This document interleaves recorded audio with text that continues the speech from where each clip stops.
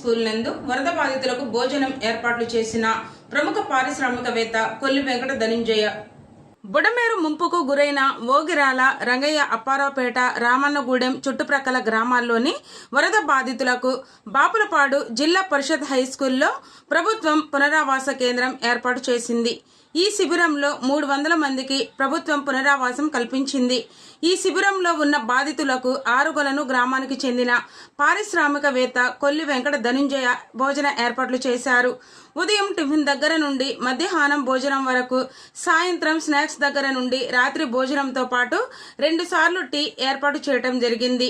ఈ కార్యక్రమంలో స్థానిక మాజీ జడ్పీటీసీ సభ్యులు సుంకర సుభాష్ చంద్రబోస్, బాపులపాడు ఉప sarpanch Dutta Sivanarayana, Sravanthi trust chairman Veeramachineni Satyaprasad, town party అధ్యక్షుడు Atluri Srinivas, secretary Garlapati Rajeswara Rao, lions global president Tadi Ranga Rao, Aryavysya సంఘం నాయకులు పైడి సుధాకర్, తవ్వ కుటుంబరావు, వీఆర్ఓ అన్నేపల్లి చైతన్య తదితరులు పాల్గొన్నారు.